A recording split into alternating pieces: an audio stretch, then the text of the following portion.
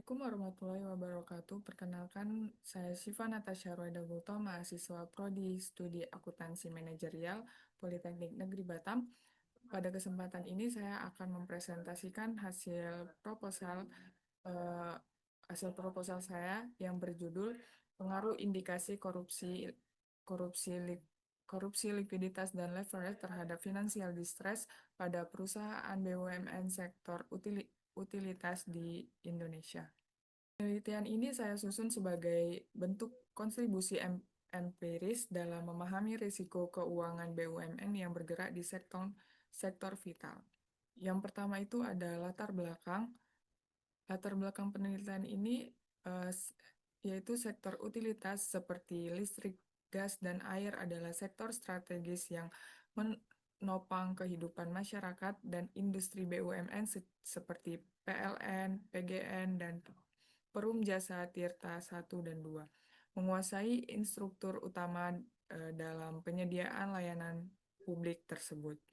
Namun beberapa tahun terakhir menunjukkan bahwa sektor ini rentan terhadap praktis korupsi manajemen keuangan yang buruk dan ketergantungan terhadap utang sebanyak 119 kasus korupsi di lingkungan BUMN tercatat oleh ICW atau antara 2016 sampai 2021 yang mengakibatkan kerugian negara dan menurunkan efisien operasional perusahaan.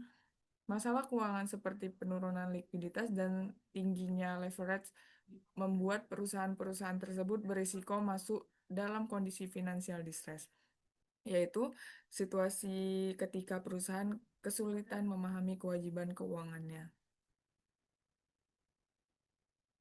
PT PLN adalah aktor utama dalam sektor kelistrikan nasional melayani lebih dari 91,1 juta pelanggan pada pertengahan 2024. Aset perusahaan mencapai 1.690 triliun menjadikannya salah satu BUMN terbesar di Asia Tenggara.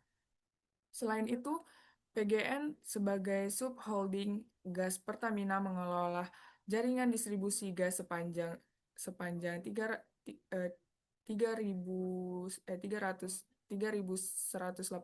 km di sektor air.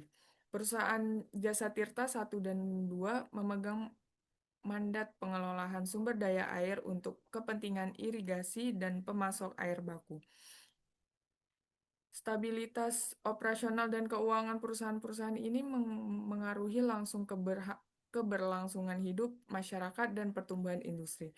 Namun demikian, kinerja stabil perusahaan utilitas BUMN tidak serta-merta bebas dari risiko struktural dan manajerial. Salah satu ancaman terbesar adalah praktik korupsi yang masih maraknya terjadi. Data dari Indonesia Corruptor Watch memahami kondisi keuangan secara mendalam dan akurat, penelitian longitudinal dengan data tersebut sangat dibutuhkan. Studi dengan rentang waktu yang lebih panjang memungkinkan analisis tren, pola, dan perubahan yang lebih informatif, apalagi jika dikaitkan dengan perubahan struktural pasca pandemi dan kebijakan pemerintah. Dalam konteks kebijakan, penelitian seperti ini dapat membantu pengambilan kebijakan di Kementerian BUMN dan Kementerian Keuangan dalam menentukan langkah-langkah restrukturasi.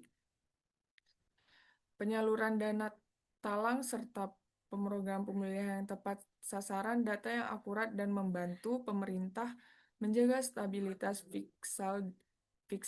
fiskal dan menjamin kelangsungan layanan dasar masyarakat. Penelitian ini bertujuan untuk menganalisis pengaruh likuiditas dan leverage terhadap financial distress pada perusahaan BUMN sektor utilitas di Indonesia selama periode 2020 sampai 2025. Penelitian ini diharapkan menghasilkan temuan empiris yang valid dan relevan untuk mendukung pengembangan teori dan praktis pengelolaan keuangan BUMN. Selanjutnya, perumusan masalah. Isu utama dalam penelitian ini adalah financial distress pada perusahaan BUMN. sektor utilitas yang disinyari tidak hanya dipengaruhi oleh faktor keuangan klasik seperti likuiditas dan leverage, tetapi juga oleh indikasi korupsi yang marak terjadi dalam dekade terakhir. Sebagian besar studi sebelumnya hanya memfokuskan pada salah satu aspek, yaitu keuangan atau non-keuangan, tanpa menguji secara simultan pengaruh indikasi korupsi sebagai variabel prediksi terhadap financial distress. Yang pertama itu ada pertanyaan itu ada, apakah indikasi korupsi berpengaruh signifikan terhadap financial distress? Yang kedua ada, apakah likuiditas dan leverage berpengaruh terhadap financial distress? Kemudian apakah ketiganya secara simultan berpengaruh terhadap financial distress? Lalu selanjutnya ada tujuan penelitian. Tujuan dari penelitian ini adalah menguji pengaruh variabel-variabel tersebut secara parsial dan simultan, mengembangkan model prediktif berbasis data panel untuk memetakan kondisi distrek pada BUMN Utilitas Indonesia periode 2020 dan 2025.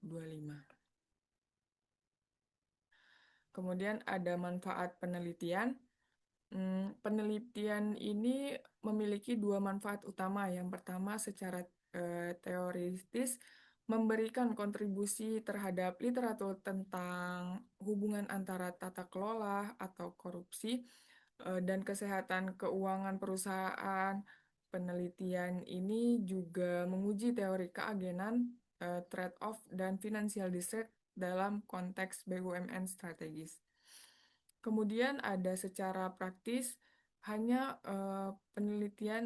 hasil penelitian dapat digunakan sebagai sistem deteksi dini oleh manajemen BUMN, alat pengawasan risiko oleh Kementerian BUMN, KPK, dan BPK.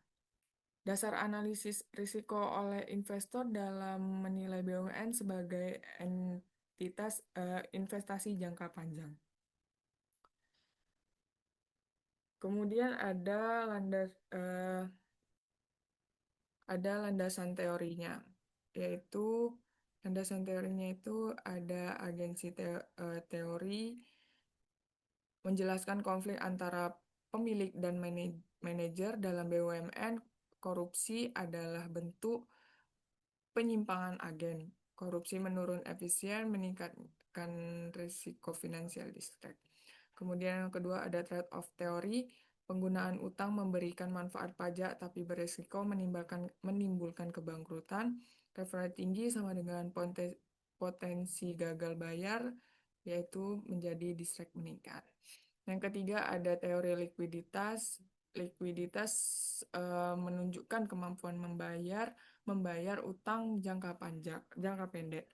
CR-nya rendah sama dengan masalah arus kas sama dengan potensi finansial distress. Terus ada teori finansial. Finansial diukur menggunakan Almet-Zerkos, yaitu memprediksi kebangkrutan. Kemudian yang kelima ada teori informasi asimetris. Ketimpaan informasi antara manajemen dan pemilik menyebabkan moral hazard. Manajemen menyembunyikan kondisinya, kemudian meningkatnya resiko distress. Selanjutnya ini adalah kerangka berpikir. Kerangka berpikir menyatakan bahwa indikasi korupsi dapat memperburuk tata kelola dan menurunkan kepercayaan investor. Kemudian likuiditas. X kedua itu likuiditas mencerminkan kemampuan memenuhi kewajiban jangka pendek. Kemudian ada leverage tinggi menambahnya beban bunga dan meningkatnya resiko gagal bayar. Kemudian hipotesisnya penelitian ini mengajukan 4 hipotesis. Yang pertama itu ada indikasi korupsi berpengaruh positif terhadap distrek. Yang kedua ada likuiditas berpotensi negatif terhadap financial distrek. Yang ketiga ada leverage berpengaruh positif terhadap financial distrek. Yang keempat, ketiga variabel tersebut berpengaruh secara simultan terhadap financial distrek. Pengujian hipotesis dilakukan menggunakan data panel dengan pendekatan statik regresi linear dan uji model panel seperti fixed effect dan random effect. Selanjutnya ada metode penelitian, itu jenis penelitiannya adalah kuantitatif dengan data sekunder dari laporan keuangan dan laporan lembaga seperti ICW, BPK, dan KPK. Kemudian populasinya itu seluruh BUMN sektor utilitas. Kemudian sampelnya 10-15 perusahaan BUMN yang memenuhi kriteria inklusi selama 2020 sampai 2025. Instrumen utama berupa tabulasi data panel yang mencakup rasio keuangan seperti current ratio dan debt to equity ratio, kemudian dummy variable untuk indikasi korupsi, kemudian nilai Z-cost Altman sebagai indikator financial distress. Kemudian ini ada operasionalisasi variabel, yaitu ada financial distress, yaitu menjadi Y-nya diukur menggunakan Almat Z-cost jika nilai Z lebih besar 1,81 perusahaan dianggap distress. Kemudian ada indikasi korupsi, yaitu di X1 diukur sebagai dummy, yang terdeteksinya 1 terdeteksi korupsi, 0 sama dengan tidak ada. Likuiditasnya itu ada di X2 diukur dengan current ratio, yaitu aset lancar dibagi kewajiban lancar. Kemudian leverage di X3 diukur dengan debt to equity ratio dan debt to asset ratio. Semua data bersifat objektif, berasal dari laporan resmi dan dapat diolah secara statis. Kemudian ada teknik analisis data. Analisis data dilakukan melalui beberapa tahap.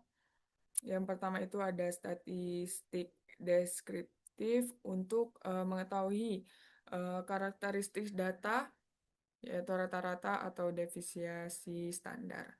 Yang kedua ada uji asumsi klasik termasuk multikolinerasitas, heterokedastisitas, dan autokorelasi. Kemudian ada regresi data panel menggunakan metode fixed effect dan random effect tergantung hasil uji Crown dan Hausman. Kemudian ada uji signifikan untuk mengukur seberapa besar pengaruh tiap variabel terhadap financial distress.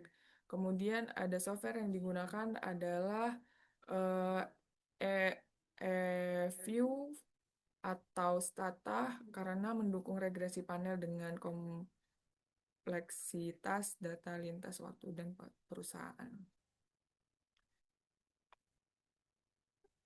Kemudian kesimpulannya sebagai penutup saya ingin menyampaikan bahwa penelitian ini berusaha menjawab kebutuhan atau pemahaman mendalam terkait risiko keuangan di sektor publik strategis.